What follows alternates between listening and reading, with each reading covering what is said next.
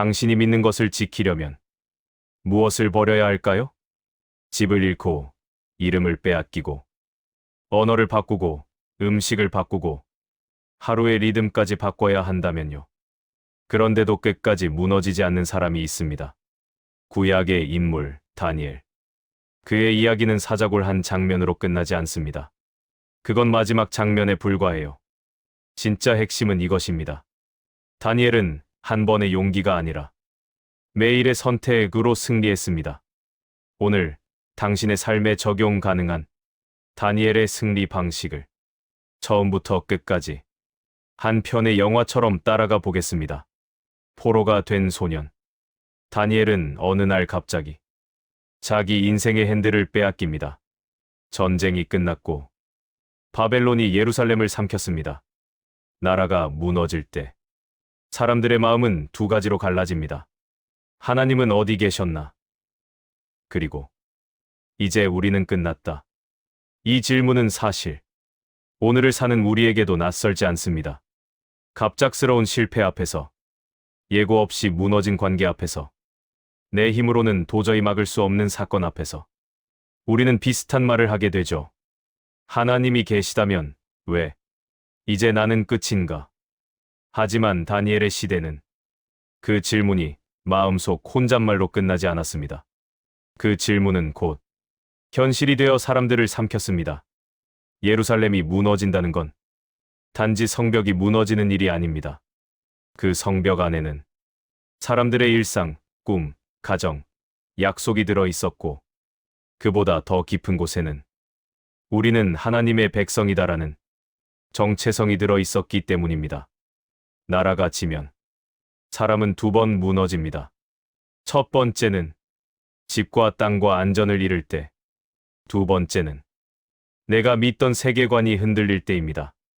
우리는 선택받은 백성인데 하나님은 우리 편이 아니었나? 왜 하나님은 침묵하셨나? 그리고 그 순간 사람들은 각자 다른 방식으로 무너집니다. 어떤 이는 분노합니다. 하나님은 공평하지 않다. 어떤 이는 체념합니다. 지는 없다. 그냥 힘이 전부다. 어떤 이는 현실에 편승합니다. 이제 바벨론이 강하니까 그쪽으로 붙자. 패배는 땅만 빼앗는 게 아니라 마음을 빼앗습니다. 그리고 바벨론은 그걸 알았습니다. 바벨론이 정말 무서운 건 칼만 센 게 아닙니다. 바벨론은 사람을 다루는 법을 아는 제국이었어요. 정복한 나라를 그냥 불태우고 끝내지 않습니다. 그들은 사람을 가져갑니다. 특히 젊고 유능한 소년들을 골라 왕궁으로 데려갑니다. 왜냐하면 나라를 완전히 무너뜨리는 가장 빠른 길은 미래를 빼앗는 것이기 때문입니다. 똑똑한 아이들을 데려가 제국의 언어를 입히고 제국의 지식을 주입하고 제국의 습관을 심어주면 그 아이들은 언젠가 이렇게 됩니다. 나는 원래 바벨론 사람이야. 그리고 그 순간 정복은 끝이 아니라 완성이 됩니다. 바벨론의 정복은 군사로 시작하지만 문화로 끝납니다. 그 문화의 정복을 위해 왕궁은 교육을 시작합니다. 그들에게 학문을 가르치고 말을 가르치고 예절을 가르치고 심지어 사고방식을 바꿉니다. 겉으로 보면 좋은 기회처럼 보일 수도 있어요. 하지만 실상은 포장만 고급스러운 제가공입니다. 너를 키워주겠다 라는 말로 시작해서 결국은 너를 우리 것으로 만들겠다 로 끝나는 방식이죠. 다니엘도 그 중 하나였습니다. 다니엘은 살아남았습니다. 하지만 살아남는 것과 제대로 살아가는 건 다릅니다. 포로로 끌려간 소년의 하루는 하루하루가 낯선 시험입니다. 새로운 언어, 새로운 문화, 새로운 가치, 그리고 무엇보다 무서운 건 새로운 이름입니다. 다니엘은 다니엘로 불리지 않습니다. 이름이 바뀐다는 건 호칭 하나의 문제가 아니죠. 이름은 내가 누구인지에 대한 선언입니다. 부모가 준 이름에는 기도가 들어있고 소망이 들어있고 가문의 기억이 들어 있습니다. 그런데 그걸 빼앗는다는 건 그 사람의 뿌리를 흔드는 일입니다. 바벨론은 이렇게 말하는 겁니다. 너는 이제 내가 믿던 하나님과 연결된 사람이 아니라 우리 제국의 시스템 안에서 살아야 한다. 그 말이 이름 속에 들어 있습니다.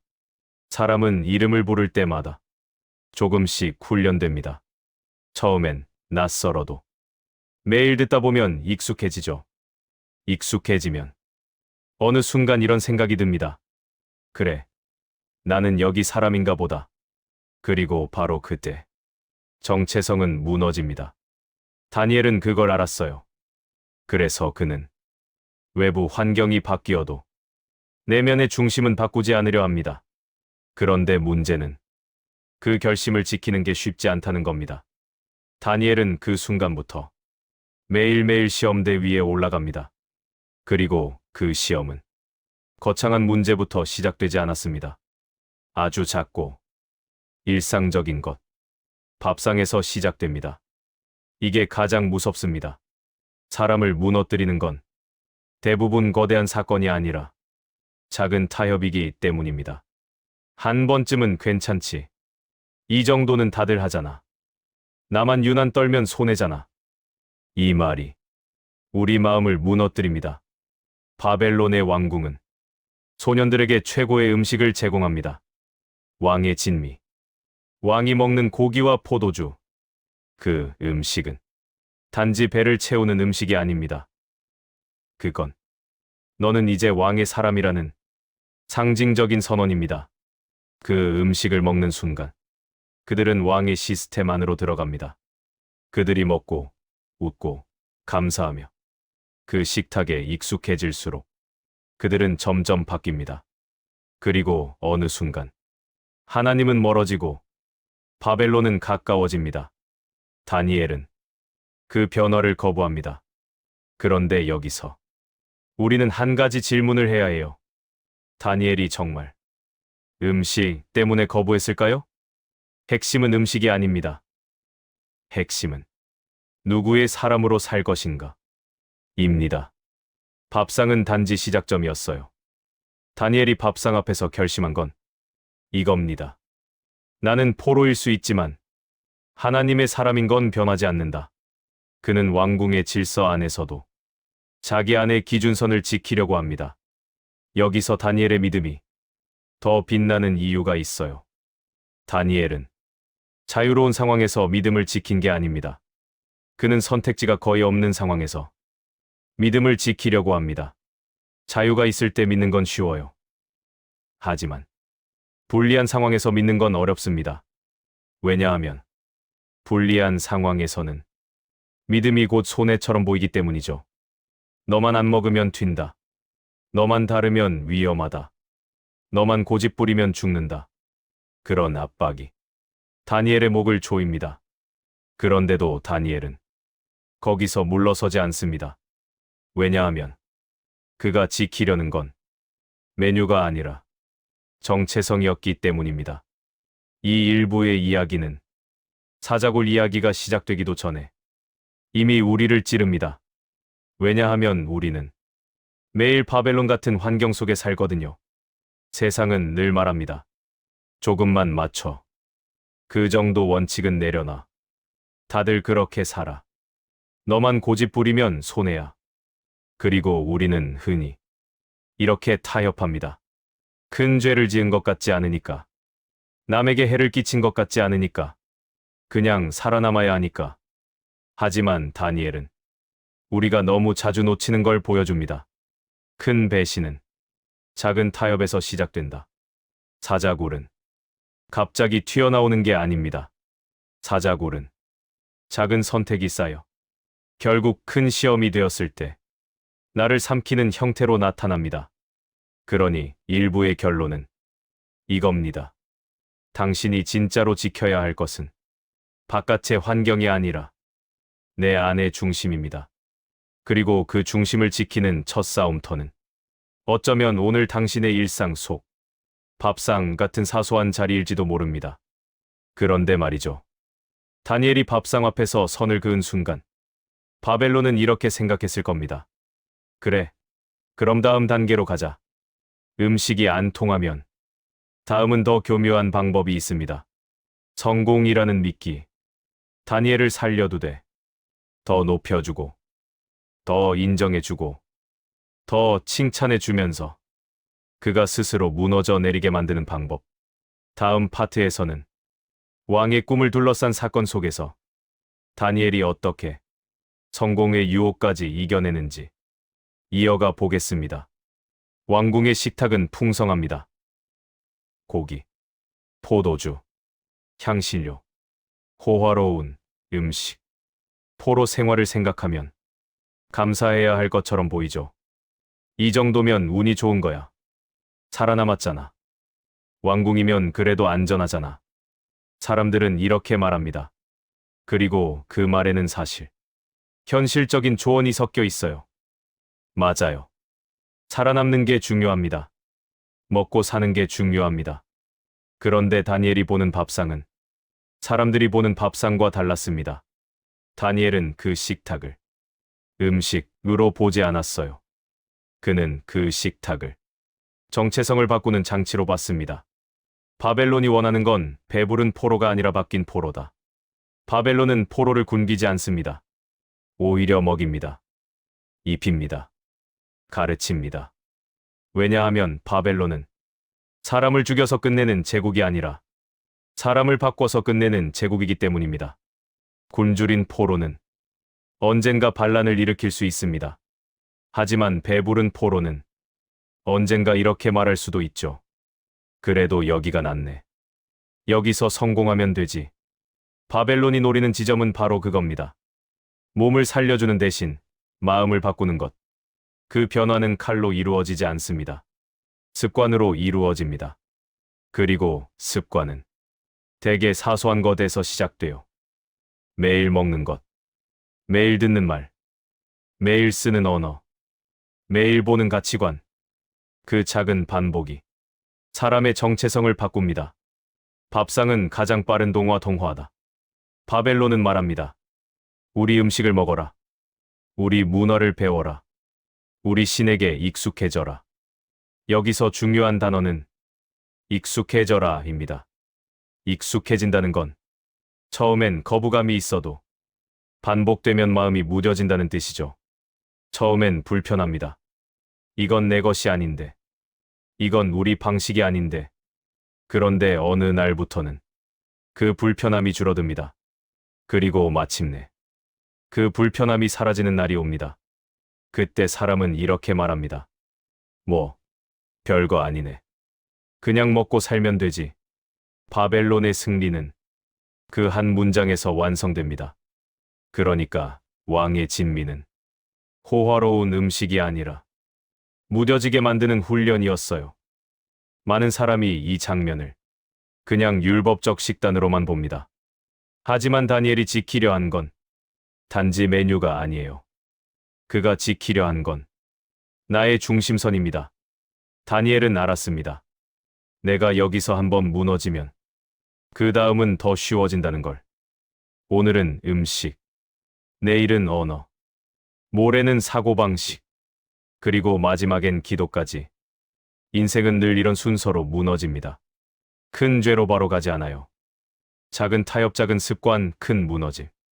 이렇게 갑니다. 그래서 다니엘은 사람들이 기대하는 방식으로 싸우지 않습니다. 소리를 지르거나 반란을 일으키거나 감정적으로 폭발하지 않아요. 그는 조용히 그러나 정확하게 말합니다. 저는 왕의 진미로 저를 더럽히지 않겠습니다. 이 한 문장은 부드럽게 들려서 오히려 더 무섭습니다.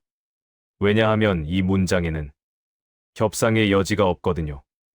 다니엘은 그 자리에서 내가 지킬 선을 결정해버립니다. 그리고 이것이 다니엘이 훗날 사자굴에서도 무너지지 않는 이유가 됩니다. 사자굴에서 갑자기 용감해진 게 아니라 밥상에서 이미 용감해졌기 때문입니다. 여기서 현실적인 문제가 생깁니다. 관리자는 당황합니다. 내가 먹지 않으면 내 얼굴이 상할 거야. 그러면 왕은 나를 죽일 거야. 이 장면은 정말 현실적이에요. 믿음을 지키는 일은 나 혼자만의 문제가 아닐 때가 많습니다. 내 선택이 누군가에게 부담이 되기도 하죠. 너 때문에 내가 책임져야 해. 너 때문에 팀이 손해봐. 너 때문에 분위기 깨져. 이 말은 믿음을 지키려는 사람을 가장 흔들어 놓습니다. 왜냐하면 우리는 피해 주지 않는 선에서 좋은 사람이고 싶으니까요. 하지만 다니엘은 이 현실을 무시하지 않습니다. 그는 상대의 두려움을 이해합니다. 그래서 다니엘은 싸움을 택하지 않습니다.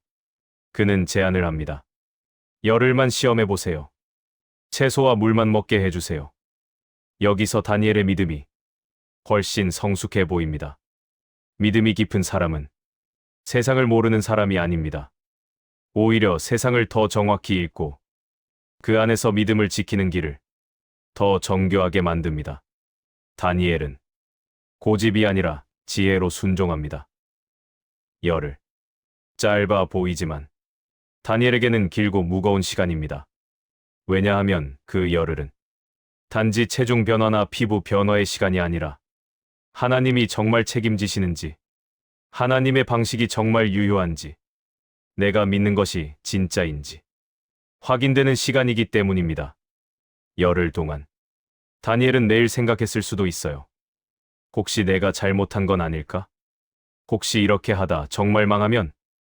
혹시 결국 타협하는 게 맞나? 믿음은 결심으로 끝나지 않습니다. 믿음은 결심 이후에 오는 불안과 흔들림을 통과해야 합니다. 그리고 그 흔들림을 통과하는 방식은 한 번의 큰 결단이 아니라 매일의 작은 반복입니다. 다니엘은 그 열흘 동안 매일 같은 선택을 했을 겁니다. 같은 물, 같은 채소, 같은 마음, 같은 기도. 그리고 바로 그 반복이 다니엘을 단단하게 만들었죠. 열흘 뒤, 놀랍게도 결과가 뒤집힙니다. 왕의 진미를 먹은 소년들보다 다니엘과 친구들이 더 건강해 보입니다. 이 장면에서 우리는 기적만 보게 되지만 사실 중요한 건 기적 자체보다 메시지입니다. 하나님은 다니엘에게 이렇게 말하고 계신 것 같아요. 내 방식은 당장 화려해 보이지 않을 수 있다. 하지만 너는 끝에서 이긴다. 세상의 방식은 빠릅니다.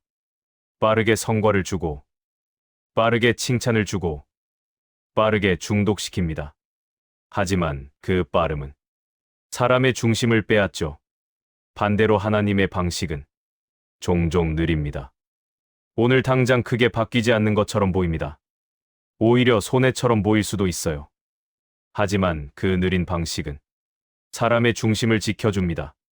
그리고 결국 사람을 살립니다. 작은 순종이 내 몸을 바꾸고 내 습관을 바꾸고 내 중심을 지키게 합니다. 그리고 그 중심은 언젠가 큰 폭풍이 올 때 당신을 붙잡아 줄 유일한 밧줄이 됩니다. 여기서 다니엘이 얻은 것은 단지 식단의 승리가 아닙니다. 그는 한 가지를 배웁니다. 나는 바벨론 한가운데서도 하나님의 사람으로 살 수 있다. 포로였지만 정체성은 포로가 아니었습니다. 환경이 바뀌었지만 중심은 바뀌지 않았습니다. 이것이 다니엘의 첫 번째 돌파입니다. 그리고 이 돌파는 그의 인생 전체를 바꿔요. 이제 다니엘의 인생은 살아남는 포로가 아니라 쓰임받는 사람으로 바뀌기 시작합니다. 하나님은 큰 사건에서만 사람을 쓰시지 않습니다. 하나님은 작은 자리에서 중심을 지킨 사람을 큰 자리로 옮기십니다. 이 2부가 오늘 우리에게 묻는 질문은 분명합니다. 당신의 왕의 진미는 무엇인가요? 당신을 배부르게 하지만 조금씩 무디게 만드는 것. 당신을 편하게 하지만 조금씩 중심을 흐리게 만드는 것. 당신에게 안전을 주는 것 같지만 대신 믿음을 찾게 만드는 것. 그게 사람일 수도 있고, 돈일 수도 있고, 인정일 수도 있고, 습관일 수도 있고, 분위기일 수도 있습니다. 그 앞에서 우리는 흔히 이렇게 말하죠. 이 정도는 괜찮아. 나만 힘들게 살 필요 없잖아. 하지만 다니엘은 말합니다. 작은 타협 하나가 내 인생을 바꾼다. 그리고 그 작은 타협을 끊는 순간 당신의 인생은 무너지는 쪽이 아니라 세워지는 쪽으로 방향을 틉니다. 그런데 말이죠. 바벨론은 여기서 끝내지 않습니다. 밥상에서 무너뜨리지 못한 사람을 다음엔 어디서 무너뜨릴까요? 바벨론의 다음 무기는 위협이 아니라 성공입니다. 너를 높여줄게. 너를 인정해줄게. 너를 특별하게 만들어줄게. 그리고 사람은 성공 앞에서 더 쉽게 무너집니다. 다음 3부에서는 왕의 꿈 사건을 통해 다니엘이 어떻게 성공의 유혹까지 이겨내며 하나님의 이름을 드러내는지 이어가 보겠습니다. 어느 날 밤, 느부갓네살 왕이 꿈을 꿉니다. 그 꿈은 단순한 악몽이 아니었습니다. 왕의 마음을 찢어놓을 만큼 강렬하고 무서운 꿈이었죠. 사람은 보통 꿈을 잊습니다. 아침이 오면 흐릿해지고 바쁜 하루가 덮어버리니까요. 그런데 어떤 꿈은 다릅니다. 눈을 뜬 순간부터 가슴이 쪼그라들고 손끝이 씻고 이건 그냥 꿈이 아니다라는 직감이 박혀버리는 꿈. 느부갓네살은 그런 꿈을 꿨습니다. 그리고 왕이 불안해질 때 나라 전체가 흔들립니다. 왕의 불안은 개인의 불안이 아니라 제국의 공포이기 때문입니다. 왕은 모든 지혜자들을 부릅니다. 점술가들, 박사들, 술사들. 그들은 왕의 불안을 말로 다뤄주는 사람들입니다. 왕에게 미래를 보장해주고 불안을 달래주고 결정을 합리화해주는 사람들. 세상은 언제나 권력 옆에 이런 사람들이 붙습니다. 왜냐하면 권력은 늘 불안하거든요. 높이 올라갈수록 떨어질까봐 더 두렵습니다. 그래서 왕은 묻습니다. 내가 꾼 꿈이 무엇인지 말해라. 그리고 해석도 말해라. 여기서 지혜자들이 충격을 받습니다. 왕이여, 꿈을 말씀하시면 해석을 드리겠습니다. 이 반응은 당연합니다. 꿈을 말해줘야 해석을 하죠. 그런데 왕은 더 잔인하게 말합니다. 아니다. 꿈도 말하지 않겠다. 너희가 진짜 능력이 있다면 꿈도 알아맞혀라. 이건 불가능입니다.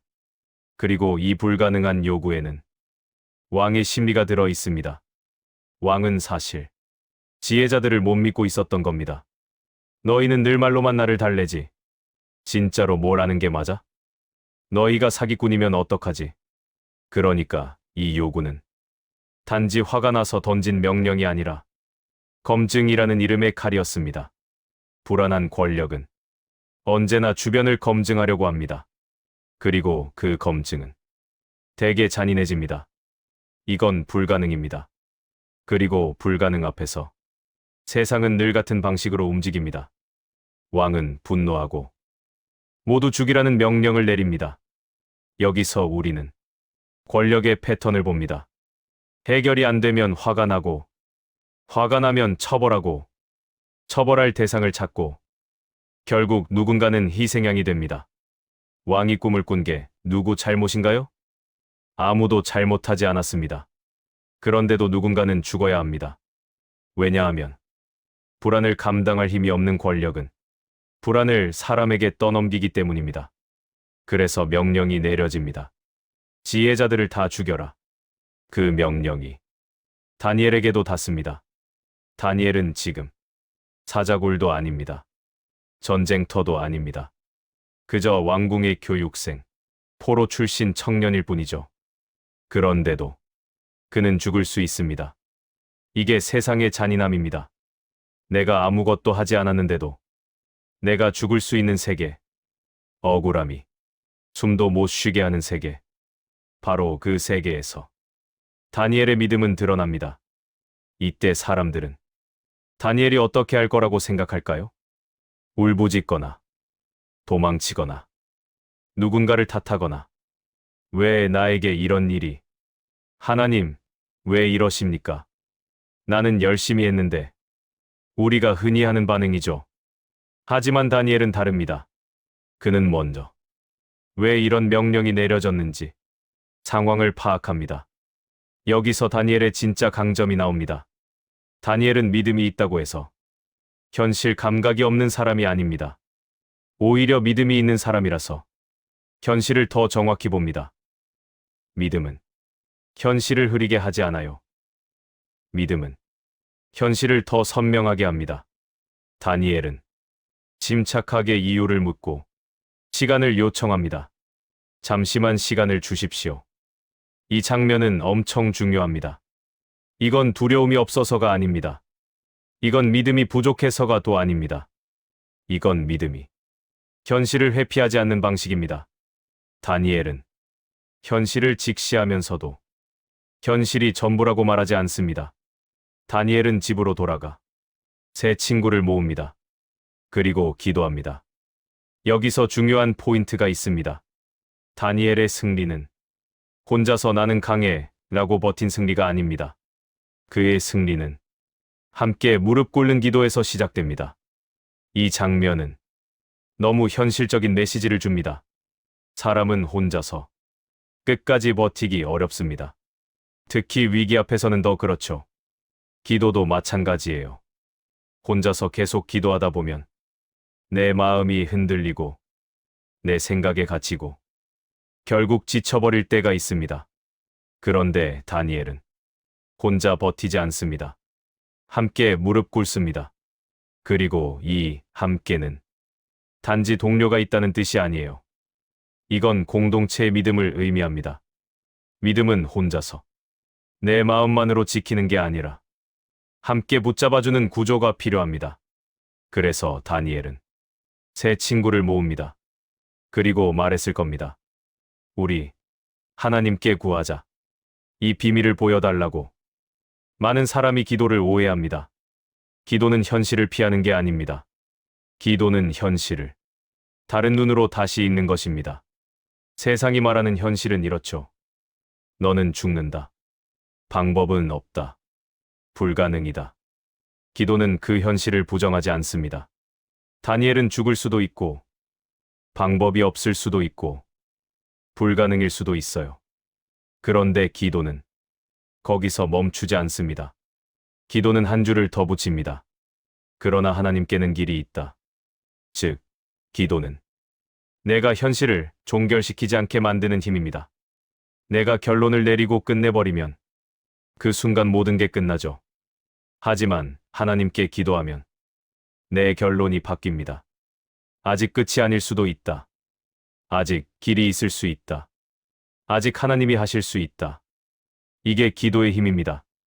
그 밤 하나님은 꿈의 비밀을 다니엘에게 보여주십니다. 여기서 우리는 하나님이 어떤 분인지 다시 보게 돼요. 하나님은 왕궁 한가운데서도 말씀하십니다. 포로의 방에서도 말씀하십니다. 바벨론 땅에서도 말씀하십니다. 즉, 하나님은 장소에 갇힌 분이 아닙니다. 우리는 종종 이렇게 생각하죠. 환경이 나쁘니까 지금은 하나님이 역사하시기 어려울 거야. 하지만 다니엘의 이야기는 그 생각을 뒤집습니다. 하나님은 환경이 좋아서 일하시는 분이 아니라 하나님이기 때문에 일하시는 분입니다. 그러니 다니엘은 장소 때문에 믿음을 포기하지 않습니다. 오히려 그 장소 한가운데서 하나님의 능력을 경험합니다. 다니엘은 왕 앞에 섭니다. 여기서 사람들은 또 한 번 다니엘을 오해할 수 있어요. 와, 다니엘은 능력자네. 그래, 저런 사람은 성공하지. 하지만 다니엘이 진짜로 위대한 지점은 능력이 아니라 태도입니다.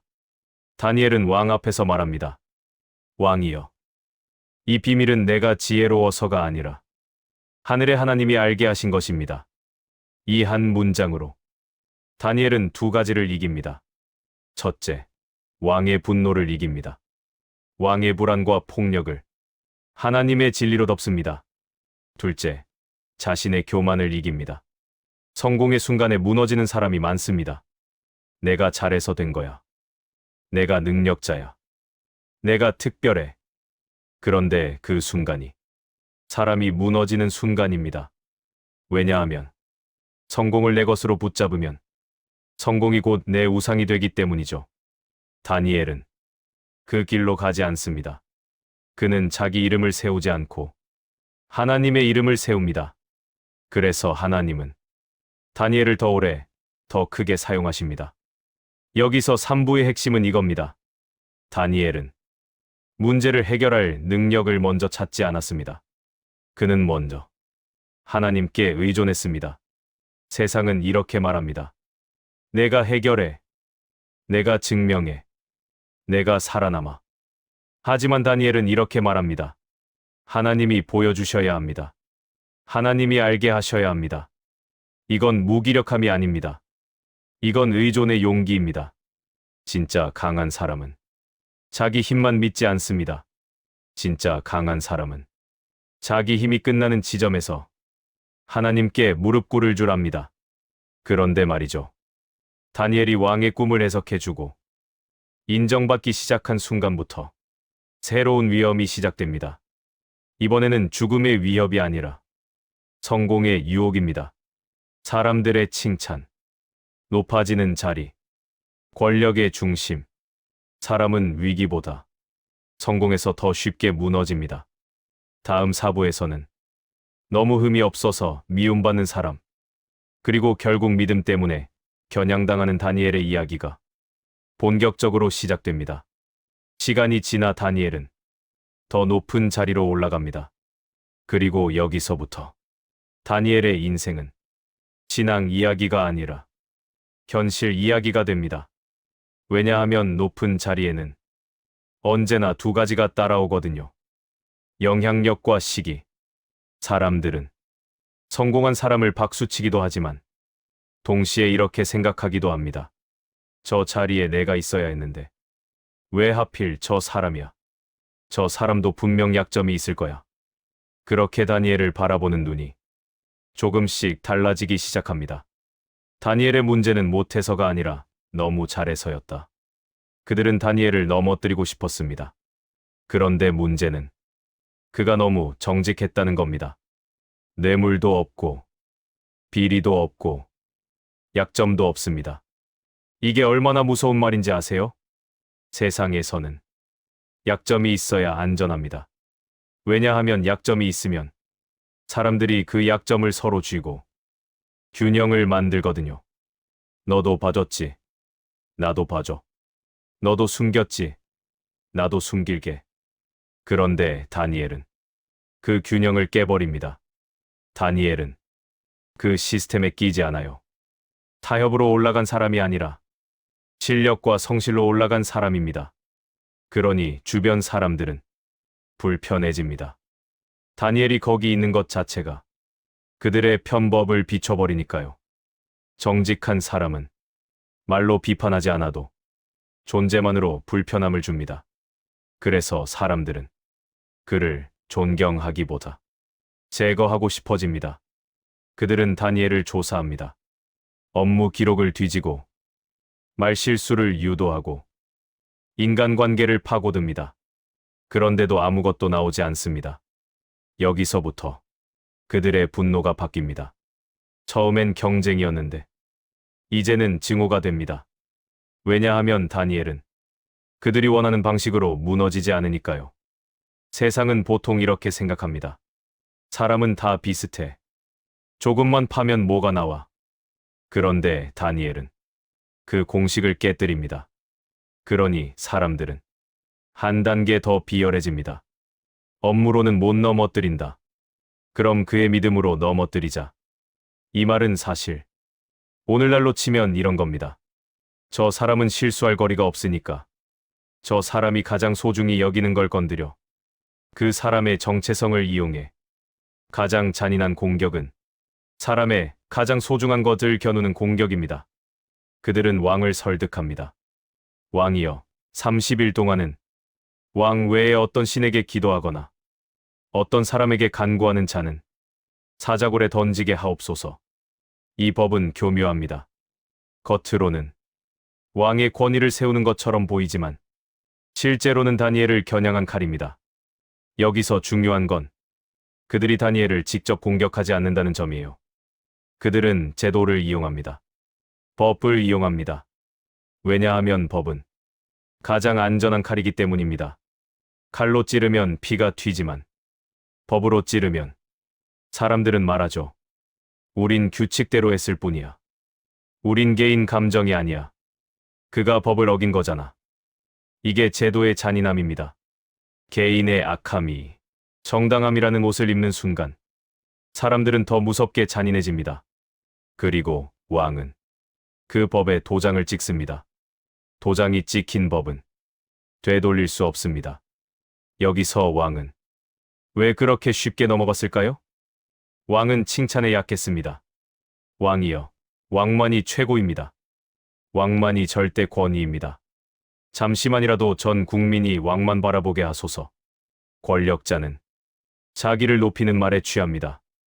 그리고 그 취함은 사람을 보지 못하게 만들죠. 왕은 다니엘을 겨냥한 것임을 제대로 깨닫지 못했을 수도 있습니다. 하지만 중요한 건 동기가 무엇이든 결과는 똑같다는 겁니다. 이제 다니엘 앞엔 선택이 하나뿐입니다. 기도를 멈추면 산다. 기도를 계속하면 죽을 수 있다. 다니엘에게 기도는 취미가 아닙니다. 기도는 그의 정체성이었습니다. 기도는 그가 누구인지 확인하는 시간이고 하나님 앞에서 자기 중심을 바로 세우는 시간입니다. 그러니 기도를 멈춘다는 건 단지 행동 하나를 멈추는 게 아니라 자기 자신을 꺾는 일이에요. 여기서 많은 사람이 이렇게 말할 수 있습니다. 야, 30일만 참아. 마음으로 믿으면 되잖아. 하나님도 이해하시겠지. 살아야지, 살아야 믿지. 맞는 말 같죠? 너무 현실적이고 너무 그럴듯합니다. 하지만 다니엘은 알고 있었습니다. 타협은 늘 이렇게 시작된다는 거요. 잠깐만. 이번만. 조금만. 그렇게 시작된 타협은 거의 반드시 이렇게 끝납니다. 이 정도 했으니 또 해도 되지. 어차피 별일 없었잖아. 그리고 어느 순간 기도는 사라지고 하나님은 멀어지고 내 기준은 무너집니다. 다니엘이 두려워한 건 사자굴이 아니라 그 과정이었을지도 모릅니다. 전과 같이 성경은 말합니다. 다니엘은 그 법을 알자마자 집으로 돌아가 창을 열고 예루살렘을 향해 하루 3번 기도했습니다. 그리고 중요한 단어가 붙습니다. 전과 같이, 전과 같이. 이 말은 이렇게 들립니다. 나는 갑자기 영웅이 된 게 아니다. 나는 원래 이렇게 살았다. 나는 위기 때만 하나님을 찾는 사람이 아니다. 이건 퍼포먼스가 아닙니다. 사람들에게 보여주기 위한 행동이 아니에요. 다니엘은 법이 생기기 전에도 기도했습니다. 그러니 법이 생겨도 기도를 멈출 이유가 없습니다. 여기서 우리는 믿음의 본질을 봅니다. 진짜 믿음은 사람이 볼 때만 움직이는 게 아닙니다. 진짜 믿음은 아무도 안 볼 때 만들어지고 누가 보게 되는 순간 드러납니다. 사자굴은 갑자기 생긴 위기가 아닙니다. 사자굴은 다니엘의 평소 습관이 공개적으로 드러난 결과입니다. 다니엘은 창을 열고 기도합니다. 이 장면이 은근히 강합니다. 그는 숨지 않습니다. 그렇다고 사람들에게 과시하려는 것도 아닙니다. 그는 단지 자신이 늘 하던 방식대로 하나님을 향합니다. 예루살렘을 향해. 그건 지리적 방향이 아니라 마음의 방향입니다. 나는 지금 바벨론에 있지만 내 중심은 하나님께 있다. 상황은 바벨론이지만 방향은 예루살렘인 사람. 이게 다니엘이에요. 당신도 지금 바벨론 같은 현실 속에 있을 수 있습니다. 하지만 방향까지 바벨론으로 바꿀 필요는 없습니다. 여기서 당신에게 아주 현실적인 질문을 하나 할게요. 당신은 위기 때만 하나님을 찾나요? 아니면 평소에도 하나님께 가나요? 평소에 안 가던 길은 위기 때도 못 갑니다. 하지만 평소에 가던 길은 위기 때도 찾게 됩니다. 다니엘은 그 길을 알고 있었어요. 기도가 비상 버튼이 아니라 호흡이었기 때문입니다. 호흡은 힘들 때만 하지 않죠.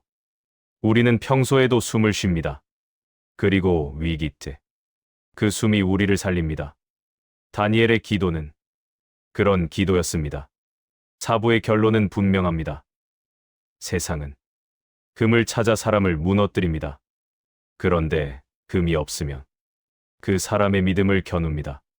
그래서 믿음은 결국 편한 장식이 아니라 전쟁터가 됩니다. 다니엘은 그 전쟁터에서 칼을 들지 않습니다. 그는 무릎을 꿇습니다. 그 무릎이 세상의 칼보다 강했기 때문입니다. 하지만 이제부터가 진짜입니다. 다니엘이 기도했다는 사실은 그들에게 증거가 됩니다. 그들은 기다렸다는 듯이 왕에게 달려가겠죠. 왕이여, 법을 어긴 자가 있습니다. 그리고 그 순간 왕은 깨닫습니다. 그 법이 다니엘을 겨냥한 칼이었다는 것을. 다음 5부에서는 왕이 다니엘을 살리고 싶어도 법 때문에 살릴 수 없는 그 밤, 그리고 다니엘이 사자굴로 향하는 가장 차갑고 가장 긴 순간이 시작됩니다. 다니엘은 결국 붙잡힙니다. 사람들은 증거를 잡았죠. 그가 기도했습니다. 이 말이 얼마나 잔인한지 아세요? 다니엘이 한 일은 나라를 무너뜨린 것도 아니고 누군가를 해친 것도 아니고 왕을 모욕한 것도 아닙니다. 그는 단지 자기 방에서 하루 3번 기도했을 뿐이에요. 그런데 그 기도가 사형 선고가 됩니다. 세상은 종종 이렇게 무섭습니다. 가장 평화로운 행동이 가장 위험한 행동이 되기도 하니까요. 그들은 기다렸습니다. 다니엘이 기도할 걸 이미 알고 있었거든요. 다니엘이 법을 몰라서가 아니라 법을 알아도 기도할 걸 그들은 확신했어요. 그래서 그들은 덫을 놓고 기다린 겁니다. 그리고 드디어 그가 창을 열고 기도하는 순간 사람들은 속으로 말했겠죠. 잡았다. 이 장면이 참 서늘합니다. 정직한 사람을 넘어뜨리려는 사람은 그 사람의 실수보다 그 사람의 일관성을 기다립니다. 다니엘은 흔들리지 않았고 그 일관성이 오히려 그들을 기쁘게 했습니다. 너는 늘 그랬지. 그래서 이번에도 걸릴 거야. 정말 아이러니죠. 다니엘의 성실함이 그를 살린 게 아니라 그를 잡는 증거가 되는 순간 왕은 충격을 받습니다. 왕은 다니엘을 좋아했습니다. 그는 성실했고 유능했고 신뢰할 만했거든요. 다니엘은 권력 앞에서 아부하지 않았고 정직하게 일했고 왕의 나라를 진심으로 섬겼습니다. 왕 입장에서는 그런 인재가 얼마나 귀하겠어요. 그런데 그가 지금 사자굴에 던져져야 합니다. 왕은 그 순간 뒤늦게 깨달았을 겁니다. 내가 속았구나. 이 법은 나를 높이려는 법이 아니라 다니엘을 죽이려는 법이었구나. 하지만 이미 늦었습니다. 도장이 찍힌 법은 되돌릴 수 없습니다. 이게 얼마나 무서운가요? 권력자는 강해 보이지만 법이 굳어지는 순간 권력자조차 갇힙니다. 왕은 왕인데도 자기가 찍은 도장에 자기가 묶이는 겁니다. 왕은 살리고 싶습니다. 그래서 하루 종일 방법을 찾습니다. 여기서 우리는 왕의 인간적인 면을 보게 됩니다. 그는 다니엘을 구하려고 애씁니다. 법의 틈을 찾고 선례를 찾고 다른 방식의 처벌을 찾고 무언가 대체할 수 없을까 고민합니다. 하지만 법은 처음부터 틈이 없게 만들어졌습니다.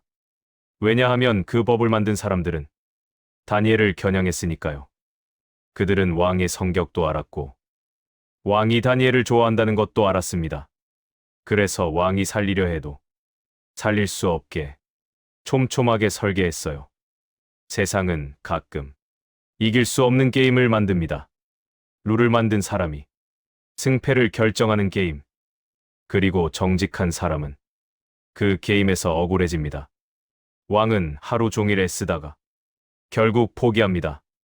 이 포기는 무관심이 아니라 무력감입니다.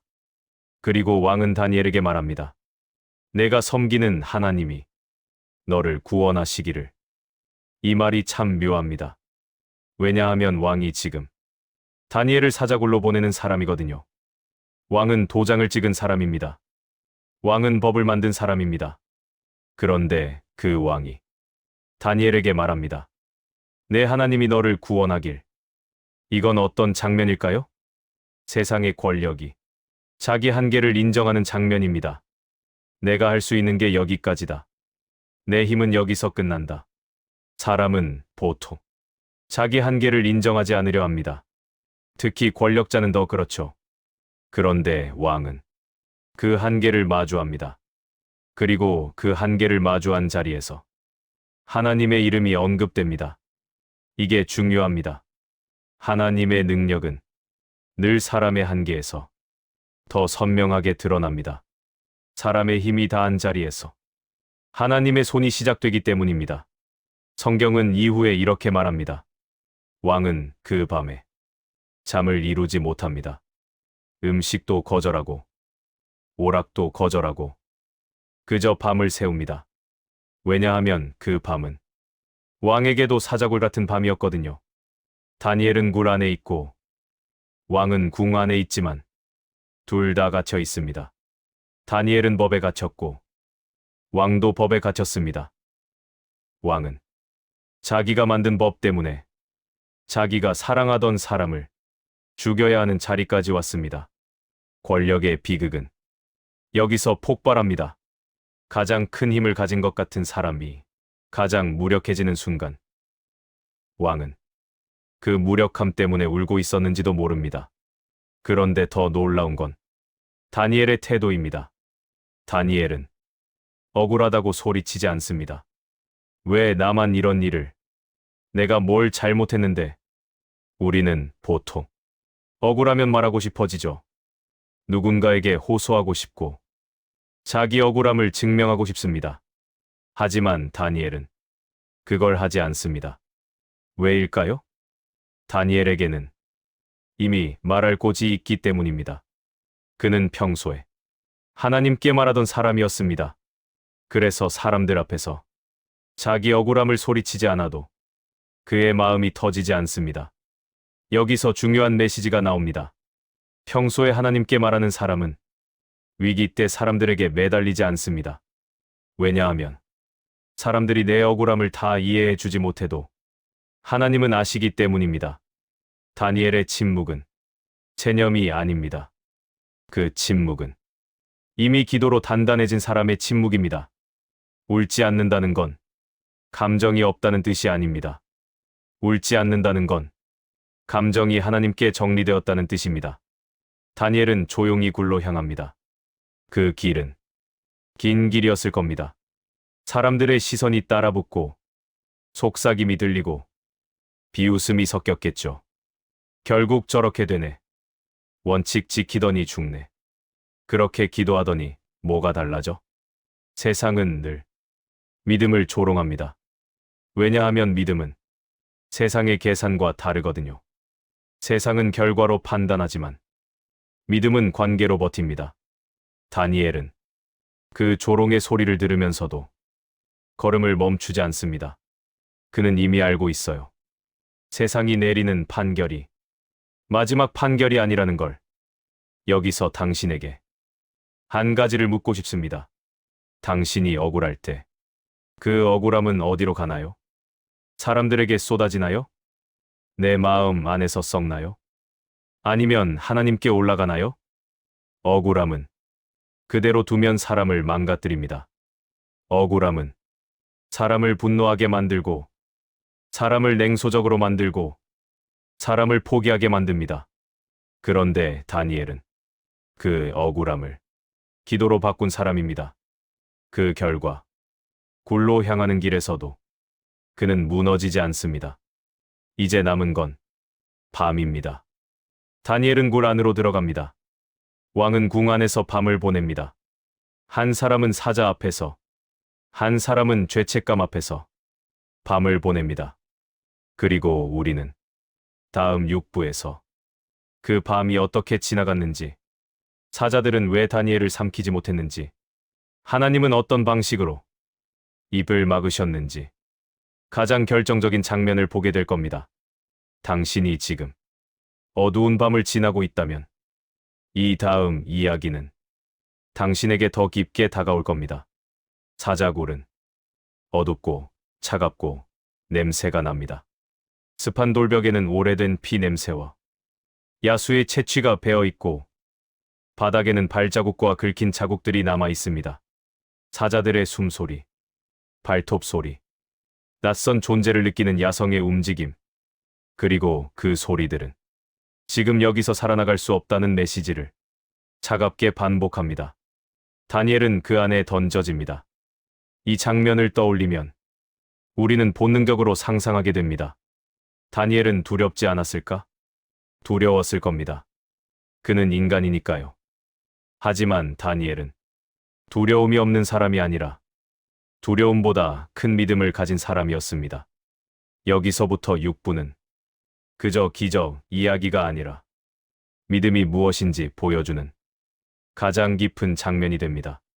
다니엘은 스스로 굴에 들어간 게 아닙니다.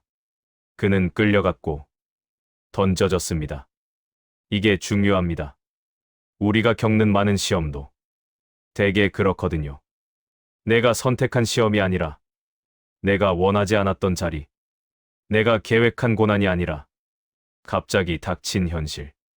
믿음이 필요한 순간은 대부분 준비된 순간이 아니라 당황한 순간에 찾아옵니다. 그런데 다니엘은 당황한 순간에도 무너지지 않습니다. 왜냐하면 그의 믿음은 사자굴에서 갑자기 생긴 게 아니라 그 전날, 그 전주, 그 전년에 평소에서 만들어졌기 때문입니다. 여기서 가장 중요한 핵심이 나옵니다.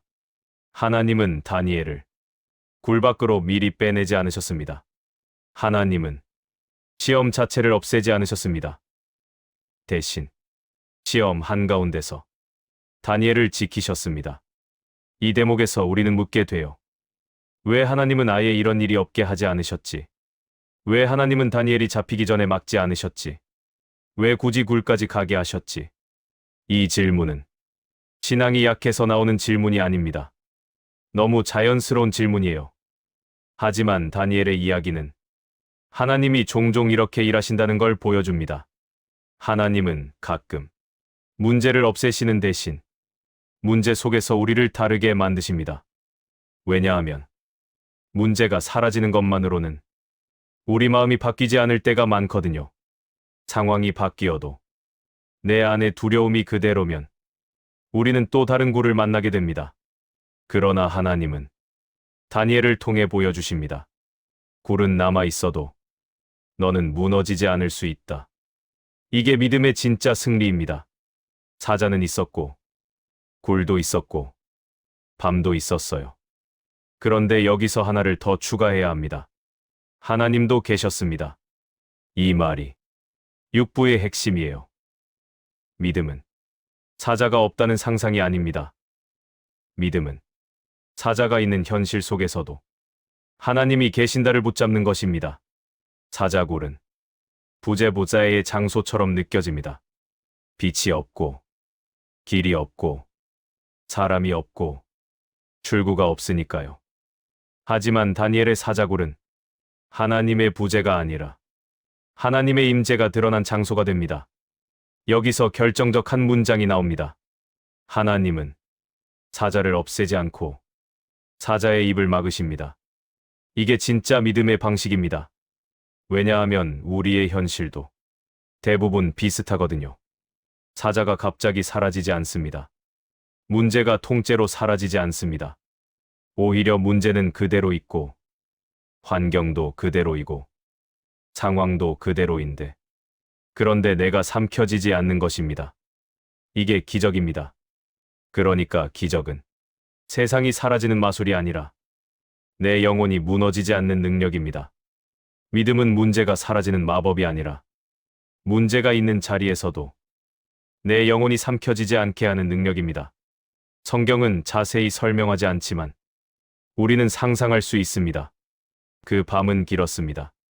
사자의 움직임이 들리고 차가운 공기가 피부를 파고들고 마음은 본능적으로 비명을 지릅니다. 살고 싶다.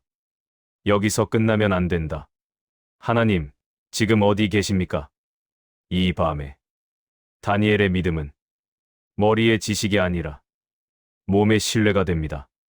아마 다니엘은 기도했을 겁니다. 그런데 그 기도는 우리가 흔히 생각하는 말 많은 기도가 아닐 수도 있어요. 때로는 단 한 문장만 나옵니다. 하나님, 저를 지켜주십시오. 주님, 제가 여기 있습니다. 그리고 그 한 문장을 붙잡는 게 밤을 통과하는 방식일 때가 있습니다. 믿음은 밤에 강해집니다. 낮에는 누구나 말할 수 있어요. 하나님은 선하십니다. 하지만 밤에는 그 말이 흔들립니다. 그래서 밤을 지나는 믿음은 말이 아니라 버팀이 됩니다. 다니엘은 그 밤을 버팁니다. 밤이 지나고 아침이 옵니다.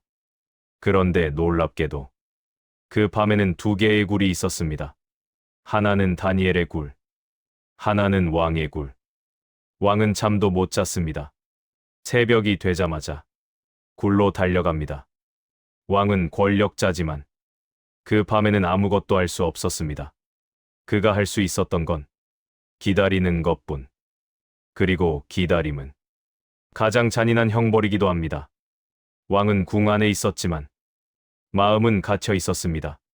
죄책감이라는 사자가 왕의 마음을 계속 물어뜯었을지도 몰라요. 내가 왜 도장을 찍었지? 내가 왜 칭찬에 취했지? 내가 왜 사람을 못 봤지? 다니엘은 굴 안에 있지만 신뢰로 버티고, 왕은 궁 안에 있지만 죄책감으로 무너집니다. 이 대비가 메시지를 줍니다.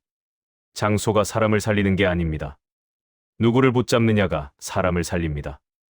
왕은 떨리는 목소리로 외칩니다.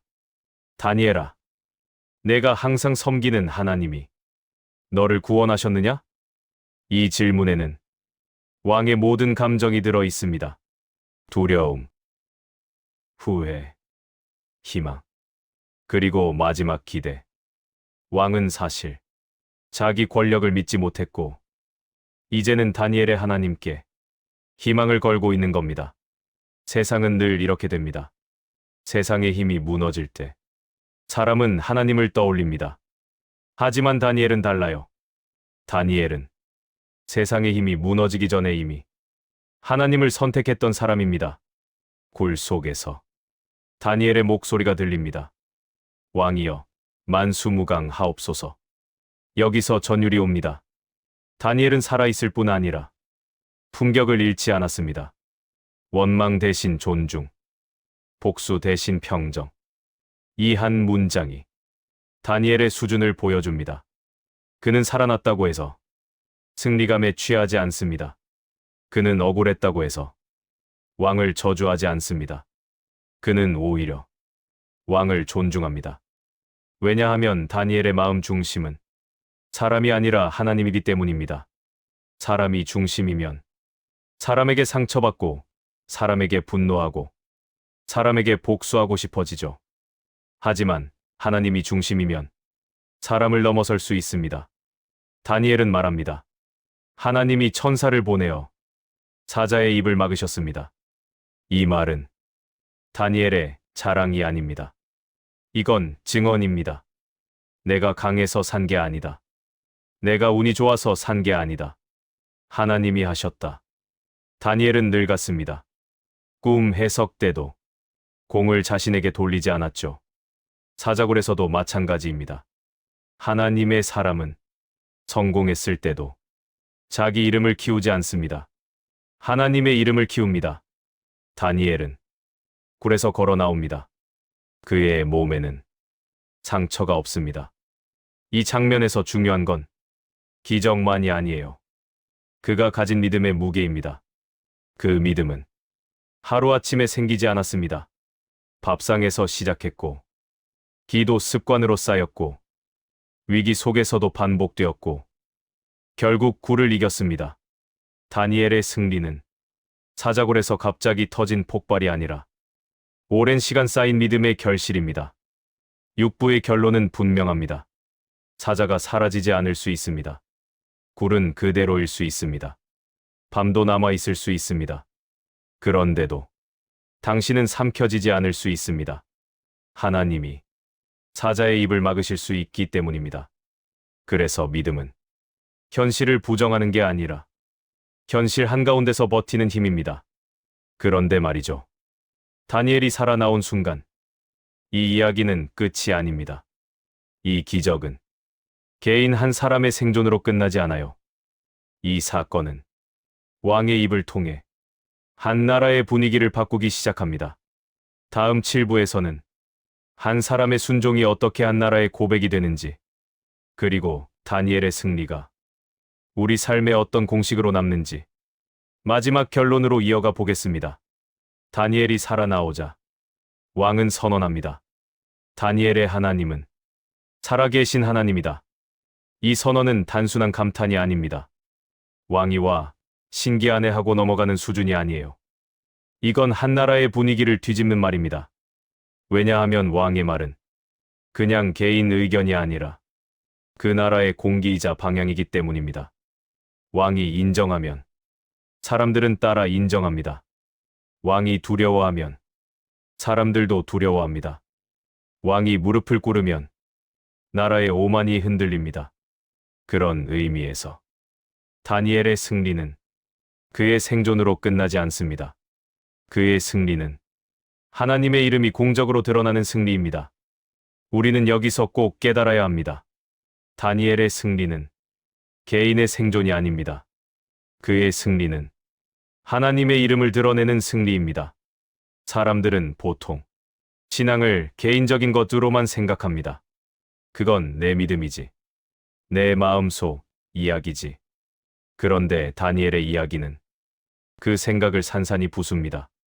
한 사람의 믿음은 개인의 마음에서 시작되지만 그 믿음이 진짜라면 세상 속에서 결과를 남깁니다. 다니엘의 믿음은 집안에서만 조용히 머문 믿음이 아니었습니다.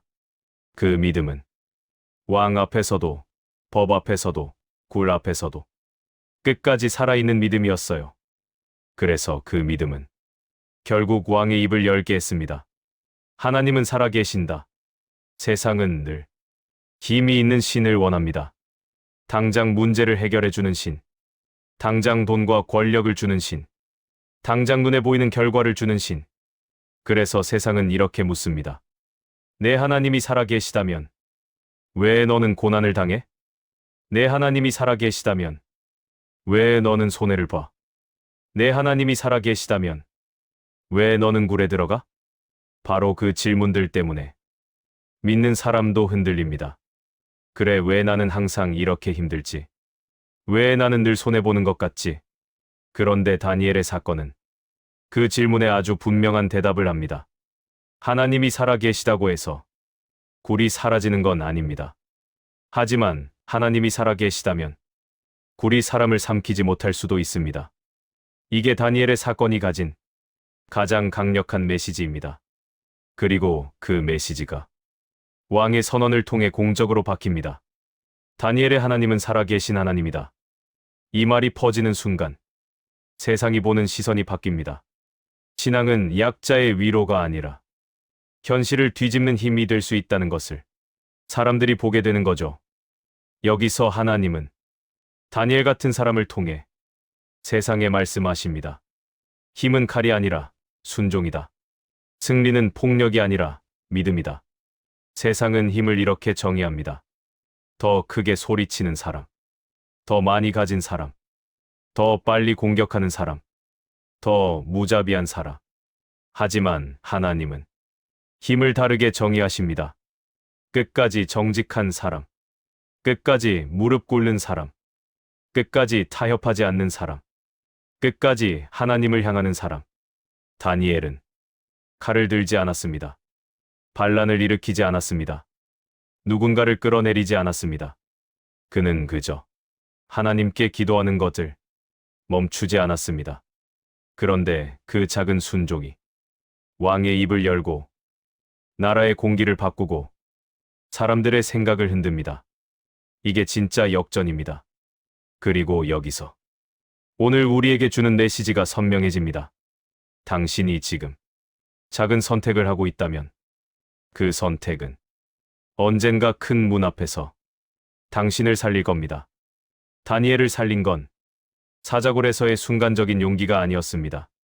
다니엘을 살린 건 그 전에 쌓인 작은 선택들이었습니다. 왕의 진미를 거절한 선택, 기도를 습관으로 만든 선택, 위기 때 도망치지 않고 기도한 선택, 성공의 순간에도 하나님께 영광을 돌린 선택. 그 작은 선택들이 결국 사자굴에서 그의 영혼을 붙잡아 준 겁니다. 이건 우리에게 너무 현실적인 경고이기도 해요. 큰 위기가 오기 전에는 사람이 자기를 모릅니다. 나는 위기 오면 믿음을 지킬 거야. 그렇게 말하지만 평소의 작은 선택에서 무너지면 위기 때 큰 선택도 무너집니다. 반대로 평소의 작은 선택에서 버티면 위기 때 큰 선택도 버팁니다. 당신의 오늘이 당신의 내일을 만들고 당신의 습관이 당신의 위기를 통과하게 합니다. 다니엘이 살아나왔다는 소식은 순식간에 퍼졌을 겁니다. 왕궁의 소문이 백성의 소문이 되고 그 소문이 다른 도시로 번져갑니다. 그때 사람들은 분명 말했겠죠. 그 기도하던 사람이 살아나왔대. 사자굴에서 멀쩡히 걸어 나왔대. 그 하나님이 진짜인가 봐. 여기서 중요한 건 사람들이 하나님을 말하기 시작했다는 겁니다. 전에는 하나님이 포로들의 기억 속 옛날 이야기 속에 있었는데 이제 하나님이 왕궁의 중앙, 공적인 자리, 현실의 한복판으로 들어옵니다. 이게 분위기의 변화예요. 분위기라는 건 법이 바뀌는 것만이 아니라 사람들이 말하는 주제가 바뀌는 것입니다. 사람들이 두려워하는 대상이 바뀌는 것입니다. 사람들이 기대를 거는 대상이 바뀌는 것입니다. 다니엘의 사건 이후 사람들의 기대가 왕의 힘에서 하나님의 힘으로 이동합니다. 이 역전은 세 가지 변화를 남깁니다. 하나, 사람들의 기준이 바뀐다. 전에는 힘센 사람이 옳다였는데 이제는 끝까지 버틴 사람이 옳다로 바뀝니다. 둘, 신앙의 위치가 바뀐다. 전에는 신앙이 개인 취향 정도였다면 이제는 신앙이 현실을 흔드는 힘이 됩니다. 셋, 하나님에 대한 이미지가 바뀐다. 전에는 하나님이 먼 옛날의 신이었다면 이제는 하나님이 지금 살아있는 하나님이 됩니다. 이 세 가지는 당신의 인생에도 그대로 적용됩니다. 당신의 믿음이 진짜라면 당신 주변의 분위기는 반드시 변합니다. 당장 큰 변화가 없을 수 있어요. 하지만 시간이 지나면 사람들은 결국 보게 됩니다. 저 사람은 다르다. 저 사람은 흔들리지 않는다. 저 사람은 뭔가 붙잡고 있다. 여기서 중요한 질문이 나옵니다. 그럼 우리는 무엇을 해야 할까요? 다니엘처럼 사자굴을 만나야만 믿음이 증명되는 걸까요? 아니요. 우리는 사자굴을 기다릴 필요가 없습니다. 다니엘의 핵심은 사자굴이 아니라 오늘의 선택입니다. 당신이 지금 할 수 있는 건 딱 하나예요.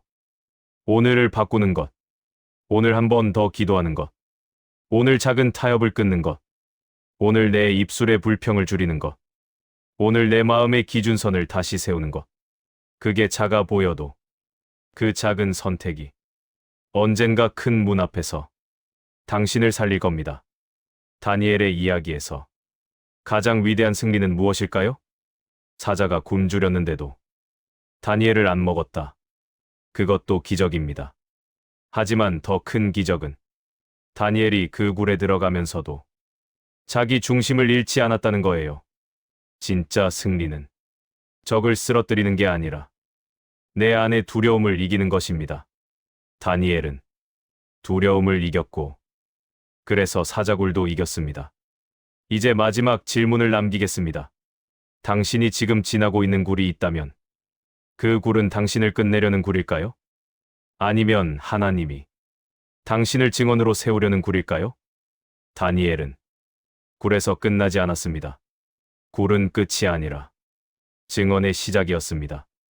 다음 편에서는 다니엘 이후에 또 다른 사람들, 불 앞에서도 무릎 꿇지 않았던 세 친구, 사드락, 메사, 아벳느고의 이야기로 이어가 보겠습니다. 그리고 그 이야기에서 우리는 또 하나의 질문을 만나게 됩니다. 나는 사자 앞에서 버틸 수 있을까가 아니라 나는 물 앞에서 타협하지 않을 수 있을까? 다니엘의 삶을 한 문장으로 줄이면 이렇습니다. 승리는 사자굴에서 시작되지 않는다. 승리는 매일의 습관에서 시작된다. 사람들은 다니엘을 떠올릴 때 대부분 사자굴을 먼저 떠올립니다. 사자굴에서 살아나온 사람, 기적을 경험한 사람, 죽을 뻔했는데 살아난 사람. 하지만 다니엘의 이야기를 끝까지 따라가 보면 시선이 바뀝니다. 사자굴은 시작이 아니라 결과였습니다. 사자굴은 어느 날 갑자기 찾아온 특별한 이벤트가 아니라 오랜 시간 쌓여온 선택들이 마지막에 드러난 장면이었습니다. 그러니 우리가 다니엘에게서 배워야 할 것은 사자굴에서 살아남는 방법이 아니라 사자굴이 오기 전에 이미 살아있는 사람으로 사는 방법입니다. 오늘 8부에서는 다니엘이 남긴 승리 공식 3가지를 당신의 현실에 바로 적용할 수 있도록 조금 더 깊게 풀어보겠습니다. 공식 하나, 작은 순종을 가볍게 여기지 마라. 밥상 앞에 작은 선택이 굴 앞에 큰 선택을 만든다. 다니엘의 첫 싸움터는 왕의 진미가 놓인 밥상이었습니다. 그 자리는 겉으로 보면 별일 아닌 자리였어요. 그냥 먹으면 되지. 그게 뭐 그렇게 큰 문제야. 다들 먹는데 너만 왜 그래? 사람들은 늘 작은 것들 작게 보라고 말합니다. 하지만 다니엘은 알았습니다. 작은 것이 작은 채로 끝나지 않는다는 거요. 작은 타협은 작은 습관이 되고 작은 습관은 큰 성향이 됩니다. 그리고 그 성향이 당신의 위기에서 당신을 끌고 갑니다. 사자굴 앞에서 사람이 무너지는 이유는 갑자기 겁이 많아져서가 아니에요. 사자굴 앞에서 사람이 무너지는 이유는 그 전부터 이미 무너지는 방향으로 살아왔기 때문입니다. 반대로 다니엘이 버틴 이유는 그가 갑자기 담대해져서가 아닙니다. 그는 이미 밥상 앞에서 자기 중심선을 지켜본 사람입니다. 그 작은 선택이 쌓여 큰 선택을 이긴 거예요. 여기서 당신에게 묻고 싶습니다. 당신의 밥상은 무엇인가요? 오늘 딱 한 번만이라고 넘어가는 것. 분위기 때문에 눈 감아주는 것. 손해볼까봐 기준을 낮추는 것. 나도 모르게 익숙해진 타협. 그게 아무리 작아 보여도 그건 당신을 만드는 재료입니다. 당신은 매일 자기 자신을 만들어가고 있어요. 그리고 그 재료가 쌓이면 언젠가 사자굴 같은 순간이 왔을 때 당신은 자동으로 반응합니다. 그래서 다니엘의 첫 공식은 이것입니다. 작은 순종을 가볍게 여기지 마라. 오늘 당신이 작은 타협을 끊어내면 내일의 당신은 달라집니다. 그리고 그 달라진 당신이 미래의 큰 시험을 이깁니다. 공식 2. 위기 때만 기도하지 마라.